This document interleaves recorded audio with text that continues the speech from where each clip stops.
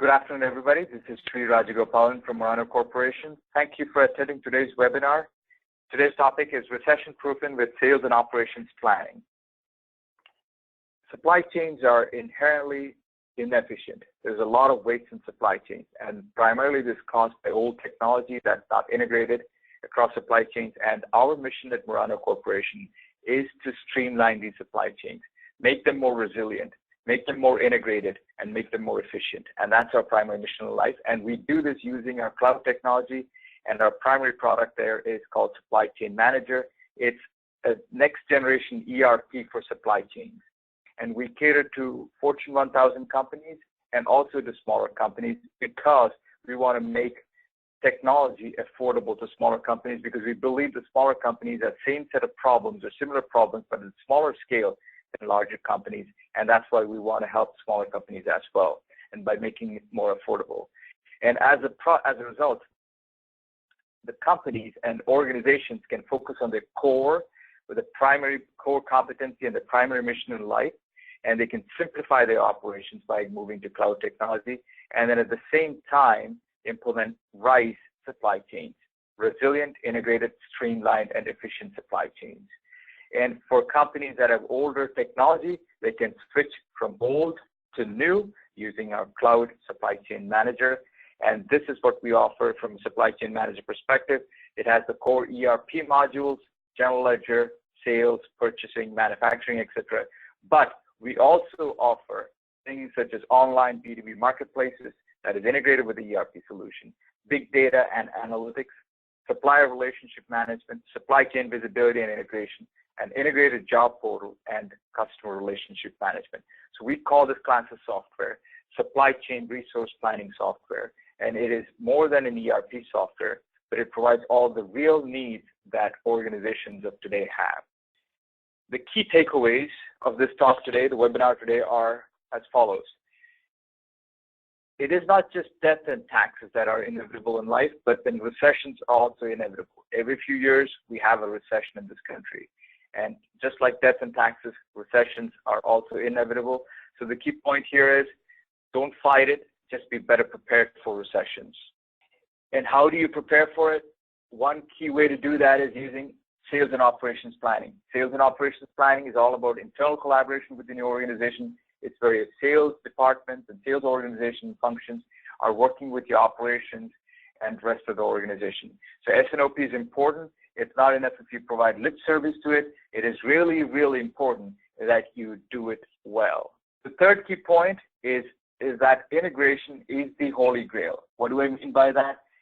Enterprises today have many, many systems. In many cases, they have many systems doing the same function.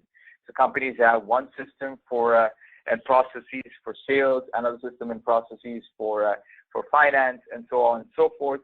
And then if you compound that with an extended supply chain, it gets pretty hairy very quickly. And as a result, information is difficult to mine and process, and you cannot react and respond to what's happening in the world really fast. So integration is the holy grail. If your left hand doesn't know what the right hand is doing, then you really are going to have a tough time when the recession rolls around. So it's important that your internal enterprise is integrated. And it's also important that your external enterprise, external supply chain is integrated. And this is where it's important to have an integrated and resilient supply chain network of the future. Finally, organizations today have siloed systems that don't talk to each other. And that's where cloud comes in. If you have a multi-tenant cloud architecture that's catering to your supply chain or value chain, that can solve and remediate many of these problems that you experience today. And that can be a supply chain professional's best friend. So my recommendation is embrace cloud. So these are the 5 key takeaways from this talk. And here's the agenda for this. We're going to give you a brief introduction to recession. Everybody knows what recession is, but just a brief introduction, the technical description, definition of recession.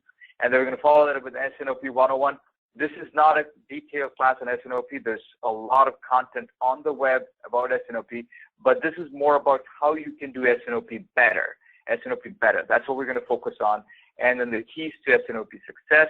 And then related to that, we're going to talk about not only the internal collaboration, but we're going to talk about external collaboration using what we call CPFR, collaborative planning, forecasting, and replenishment. And combining S&OP with CPFR is called integrated business planning. And that's what we're going to be focusing on as well in the second part of this webinar. So we'll talk about how to do S&OP better, how to combine S&OP with CPFR, and what technology do we have in place today, and how can cloud help you adopt a combination of S&OP and CPFR in your organization. So that leads us to the last point, which is the integrated enterprise supply chains and cloud, and what is the relationship between this and S&OP and CPFR. We'll touch on all that during this webinar.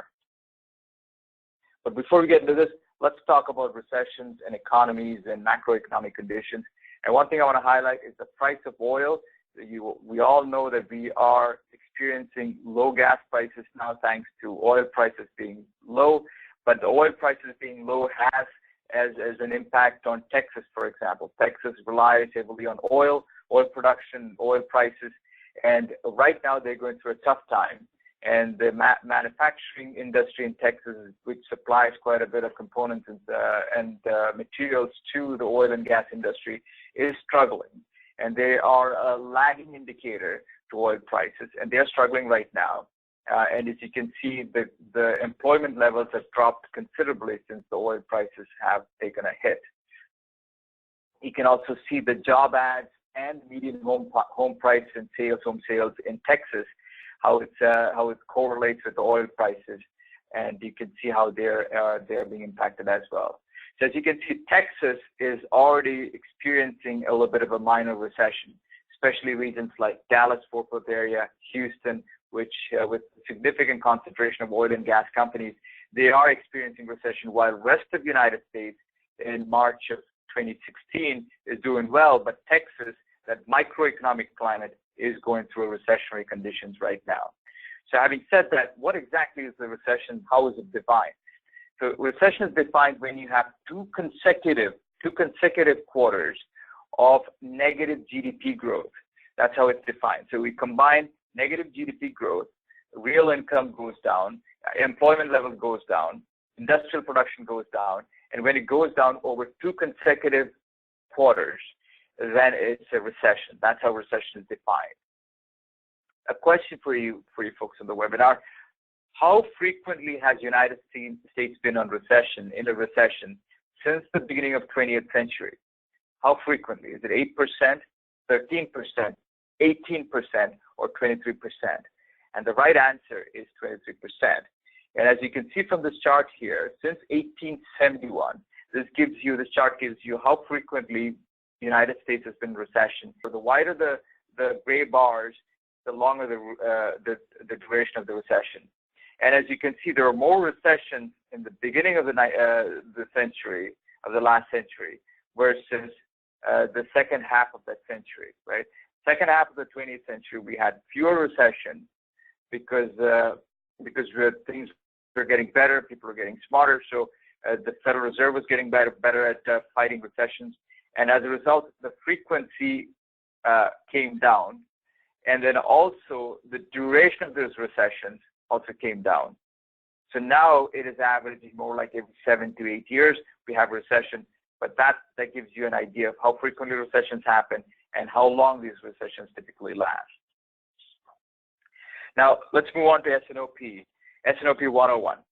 S&OP, like I said, sales and operations planning, it's all about internal collaboration within an enterprise.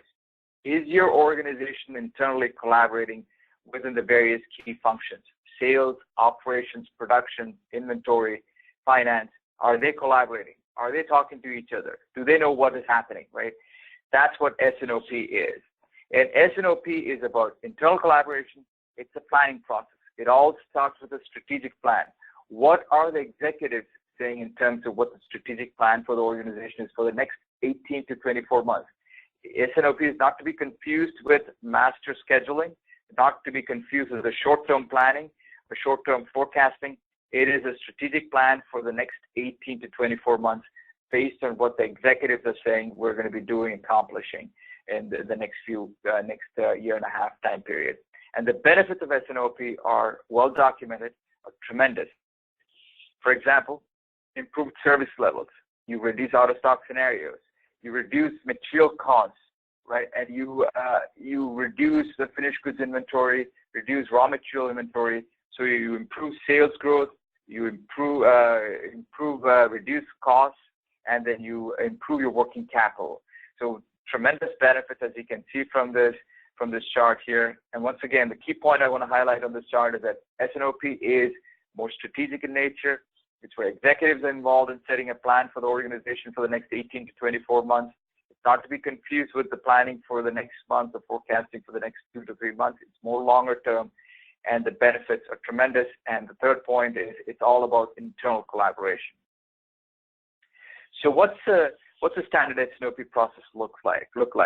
The first thing is the sales forecasting process. The sales forecasting process is tied to the strategic plan. You have a strategic plan set by the executives, and you say, what's the forecast going to be to meet the strategic plan? And this forecast is always done at a product family level. It's not done at a SKU level. It's not to be confused with, this is not a step that you process that you go through for the SKU level, but it's a process that you go through for product families, and where you aggregate sales, like I said, at the product family level, and you take a look at a number of inputs, including historical sales. You consider seasonality. Do you sell more during Christmas time? You look at market trends. Do you have a new competition, right? Do you have a new competitor coming into the marketplace selling something that's completely different, right? A disruptive competitor, for example. Do you have a competitor going out of business? And then you survey customers, and then you take sales estimates and forecasts from your field sales. And these are all the inputs that you consider when you do sales forecasting process. So you take all that, and then you go through the demand planning exercise. This is where you take the sales forecast and incorporate the statistics to meet the market demand, right? So this is the demand planning exercise. And then once you complete that, then you go through the supply planning exercise. So this is where you compare the plans and the requirements versus the available capacity, and then you schedule the production based on available resources, and then the cost and the duration, etc. So that's the supply planning stage. And then you go through the pre-S&OP stage, finally the executive S&OP. This is the closed loop systems, and I'm always a big believer in closed loop systems. Closed loop systems function better than open loop systems. And this is where you want to incorporate integrated data-driven decision-making and analysis, and this is where executives are involved. And so this is a comprehensive S&OP process,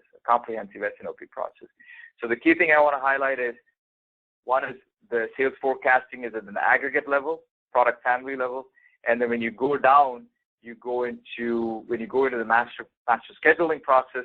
That's when you get into the SKU level. That's a disaggregation process that we talk about. All right, so let's talk about keys to S&OP success. How can you be more successful implementing S&OP in your organization? But before I get into that, just pause for a second to ask you, what are your major business challenges? A, is it slow-moving, obsolete stock? B, frequent changes to demand plan and master production schedule? C, wild proliferation of SKUs? D, excessive stockouts? E, poor forecast accuracy or no forecast at all? Or F, all of the above? And that correct answer is F, all of the above. So usually companies are struggling with one or more of all these factors I mentioned here, in terms of slow-moving stock and demand plans and mass production schedules don't line up. So these companies are usually struggling with some degree of all these points mentioned here. So now let's talk about keys to S&OP success. It all starts with people. People. So people need to be well-trained on S&OP process and procedures. They need to be engaged, and there should be an organizational culture that focuses on collaboration versus being reactive or proactive. So it's collaboration is the key word here. Collaborative culture is critical. The second thing is the process. So this is where you should have an S&OP process that's well-defined, well-communicated, and it's based on best practices benchmarked from various companies that are doing this S&OP process well. So we should have a process in place. The third thing is the procedures. Well, the procedures should be well documented. There should be methodology in place. And here's where I'm going to ask you a question. What's the difference between a procedure and a process? Procedure is a collection of steps. The collection of procedures is a process.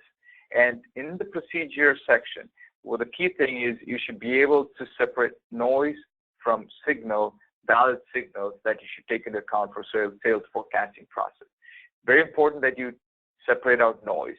Noise doesn't factor in your planning process and forecasting process. Your master production schedule is not going to be dependent on things that are not going to affect you. So you should not build products based on something, a flawed input. That's all we want to eliminate. The next step is the management. The management needs to provide more than lip service. They need to be actively engaged. They should provide commitment and support in terms of funding. And then finally, they should measure the performance of S&OP process through various metrics, forecasting accuracy, production targets, and delivery times, and all that. So that's also very important. The social part, we touched on this. There should be a fair amount of communication, collaboration, integration. And then finally, the technology. The technology is a lot of things that are important, but a couple of things. Integration is important. If you don't have an integrated system, you will not be able to really map or track sales versus operations versus inventory. You need an integrated system. And I've talked to a number of companies and interface with a number of companies in this country every day, a regular basis, and I see is that there is no single integrated system that they can go to find out how companies can track sales versus actual production versus target production versus a forecast versus inventory levels in a simple single screen. That is a huge challenge. Companies have to go through massive amount of spreadsheets to come up with this information. So that's where the integration is important. And also related to this is the point about big data. If you have factors that are affecting outside your organization that could potentially affect your business, then that's where the big data comes in. So big data is defined by 3 V's: velocity, variety, and volume.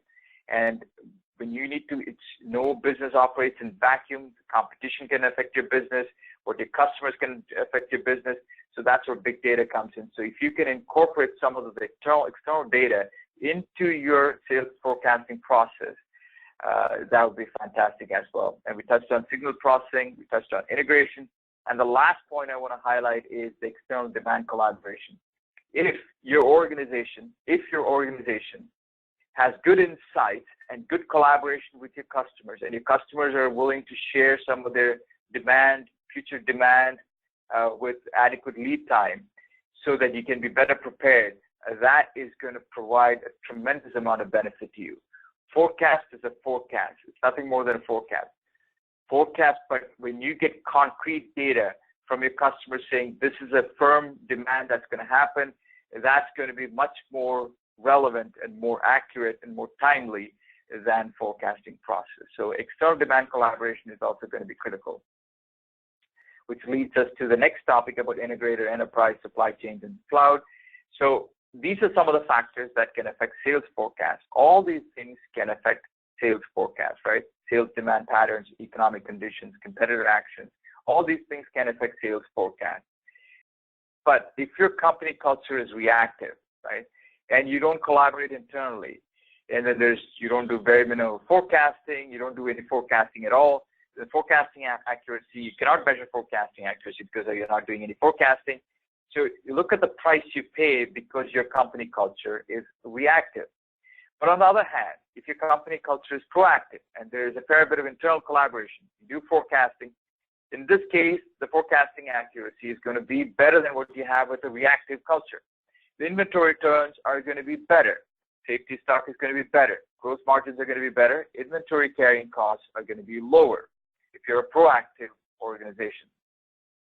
Now, if you're a collaborative organization where you collaborate both internally and externally, then it's going to be even better. The forecasting accuracy is going to be even higher.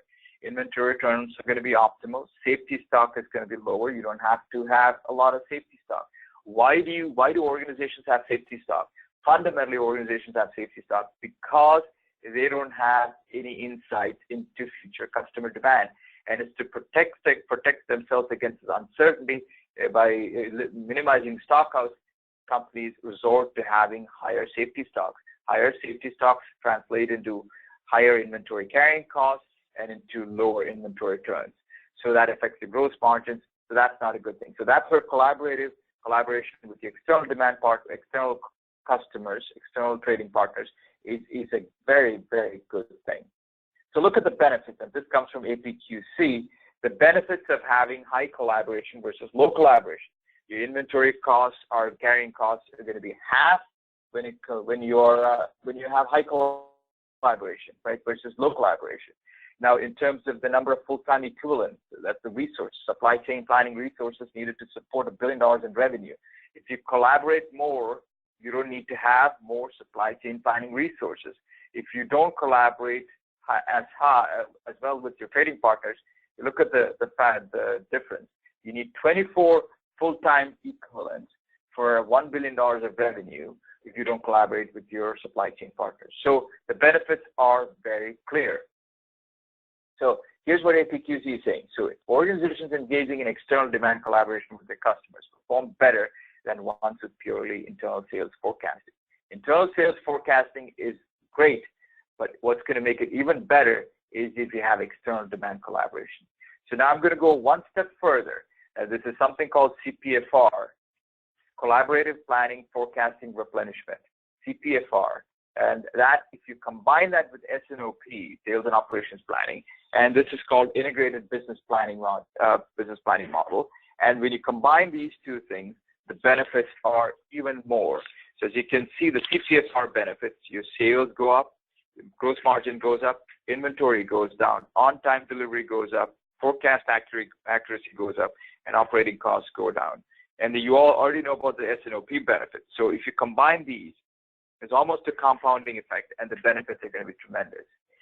And based on where your organization is in its IBP maturity matrix, now take a look at this and think for yourself where your organization is. It unlinked, meaning that you have your very short-term view, your time horizon is 0 to 3 weeks or now, and you don't collaborate at all with your external trading partners, right?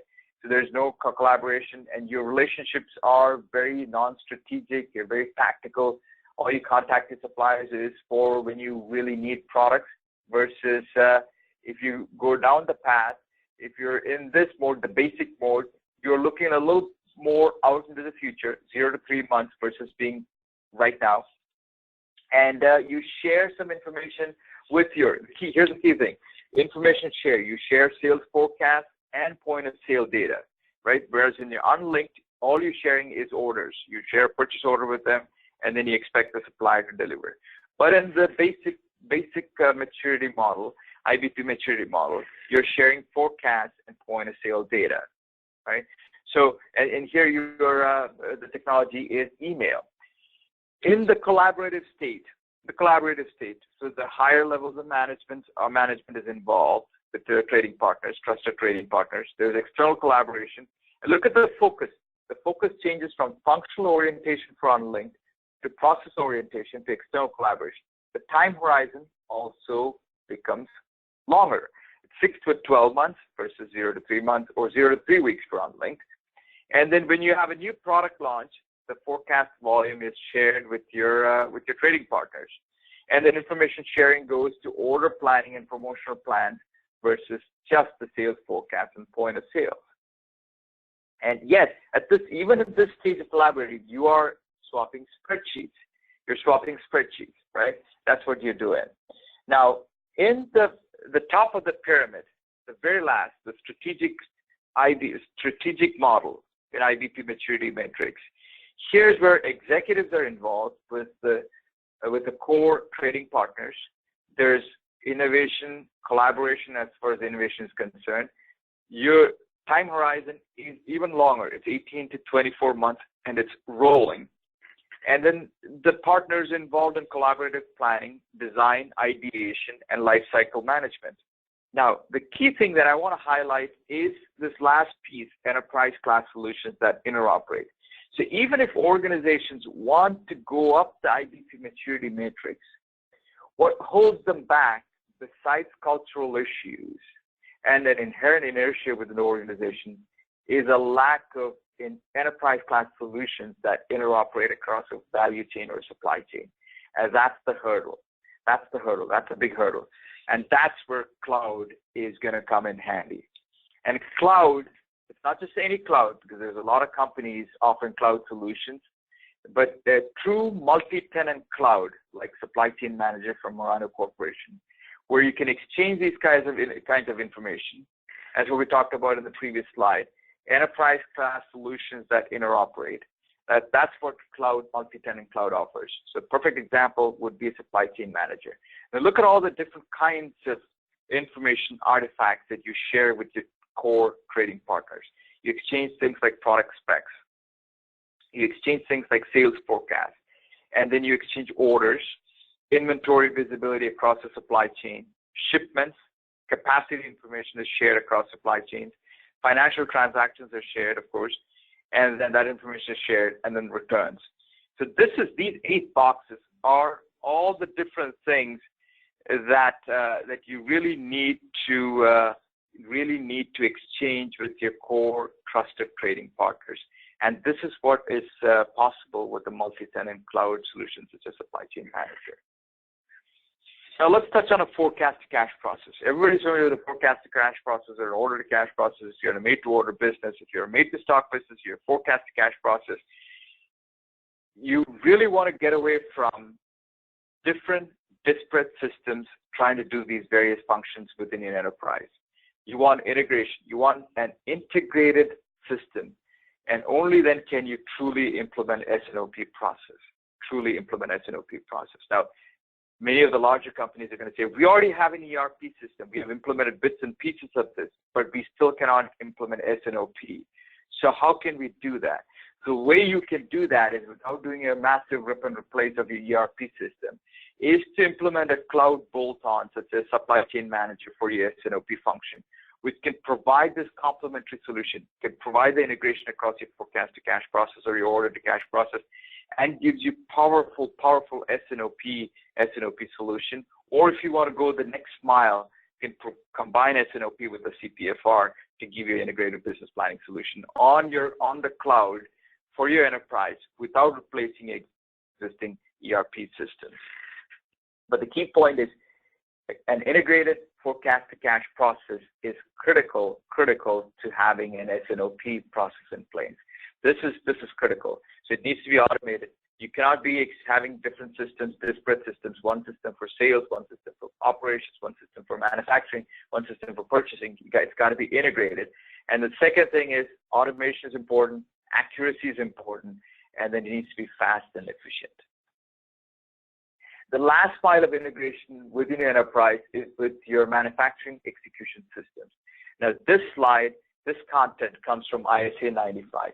ISA 95 is a standards body. They came up with these four-level way to explain the different systems within an organization. Level 4 is business systems like ERP systems. Level 3 is manufacturing operations management systems. And then level 2 and level 0, level 2, level 1, level 0, these are the manufacturing execution systems. So the last mile of integration is integrating all these levels so that you have a complete picture of what's happening in your organization, all the way down to the factory floor. So this is called ISA 95 standard, and the key message is integration with the last mile, which is integration with the manufacturing execution systems. Look at the different levels here and think for a moment, how integrated is your organization? Now, I'll accept that this level of integration is probably not realistic for smaller organizations, but companies, much bigger companies, this level of integration is going to provide tremendous benefits. And here's the secret here, here's the truth here, the harsh truth. Integrated enterprises handle recessions better. If your enterprise is integrated, and if your systems are integrated, if your processes are integrated, then you can handle recessions better. It's as simple as that. If you're not integrated, if your technology systems are not integrated, when recessions hit, you're going to struggle. Okay? Now, a perfect example of a successful company doing this well is Amazon. Now, We all know Amazon sells to consumers, but they also sell to businesses. They sold 2.2 million products from 17 different categories to businesses this last year. And the secret to their success is an integrated solution. They have a system that's integrated within their enterprise, but then also with their supply chain partners.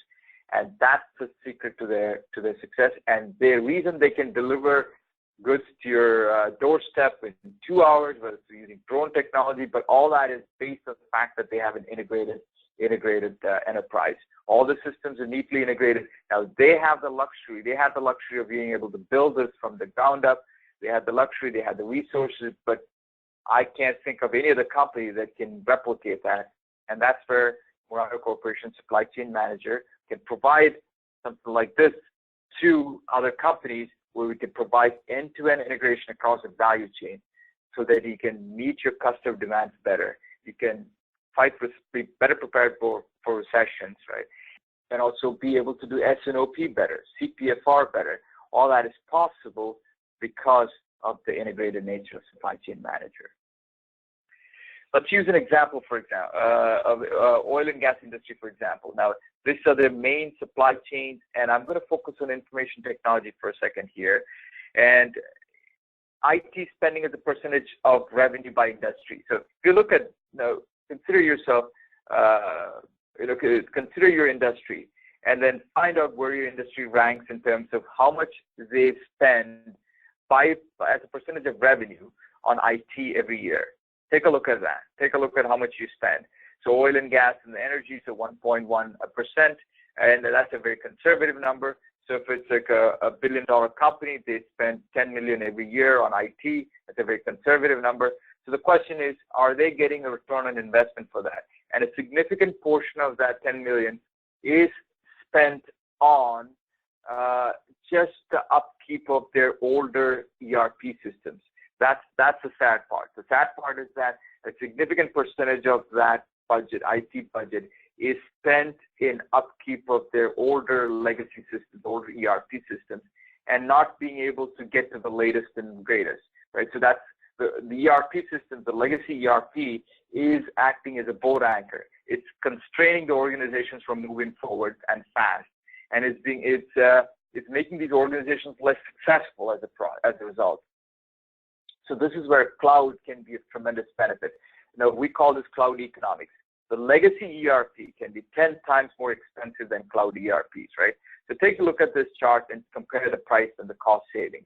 If you go with the legacy ERP, you will have to spend at least in excess of $20 million just as a one-time expense, a capital expense, to get that ERP up and running, right? Versus a cloud ERP, you can do it for $2 million or less. So significant cost savings here, 10 times more expensive. Legacy ERP is 10 times more expensive than cloud ERP. So investing in legacy ERP is fool's gold. Okay, so what about the upkeep costs, the maintenance costs? How much does it cost to keep these legacy ERP running?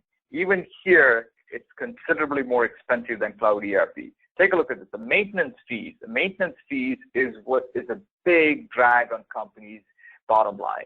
The organizations spend a significant chunk of money, IT budget, just writing a check every year to these legacy ERP vendors in terms of maintenance fees. That's usually 22% of the license cost that they originally paid. And then here's the other sad part. A lot of the software is sitting on the shelf. It's what we call shelfware, unused, because they cannot implement it, because it costs them an arm and a leg to implement it. It costs them millions to implement it. So companies buy all the software, just stays there unused. And then when it comes time to upgrade, that's going to cost them even more money. A simple technical upgrade, going from an older version to a newer version, will cost them $1 million. Whereas on the cloud, upgrades are free. You're always on the latest and greatest software. The functional upgrade, where you have to make some enhancements to the software, that's going to be even more expensive. So as you can see, the cloud economics, the favorability for the customers, the organizations are going to save a ton of money by going to cloud. You can look at the chart right here in terms of the cost savings, the spikes that you have to go through with legacy ERP. Year one, you look at the red line versus the green line. The cost savings are going to be tremendous over a 10-year period. And the other thing is that there's a myth that that cloud ERPs are going to be tough to implement, or actually, let me rephrase this. ERPs have been very difficult to implement in organizations. It's been a very disruptive process for various reasons. But the cloud ERPs are much easier to implement, much faster to implement for variety of reasons. The cloud ERP implementations are not as disruptive, not even close to what the legacy ERP implementations have been through. So things have improved considerably. They can implement it much more faster and quicker and without as much pain as it was in the past. Now, if organizations don't want to implement an ERP, for example, they can implement a bolt-on solution like an S&OP solution or a source-to-pay process. So a traditional ERP process, on-premise ERP process, gives you purchasing functionality and the financials, but they don't give you spend analysis. They don't give you online shopping carts. They don't give you the ability for the contract management solutions. These are all really must-haves for a purchasing department. So that's where you could look into cloud bolt-on solutions that complement your on-premise ERP system. That's also a path that you can take. Finally, the security thing. People ask me about the security on the cloud.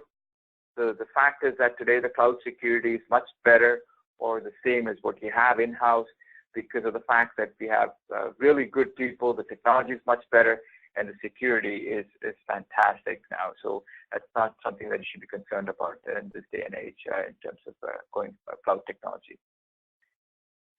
So the key takeaways, again, recessions are inevitable. Be prepared for it. S&OP is a great way to prepare for it. Do it well.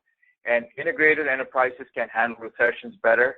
So you have to make sure that your organizations are integrated, and going one step further, integrate with your supply chain, and then embrace cloud. Cloud is going to be your best friend. A multi-tenant cloud solution can help you implement S&OP and CPFR. Thank you very much.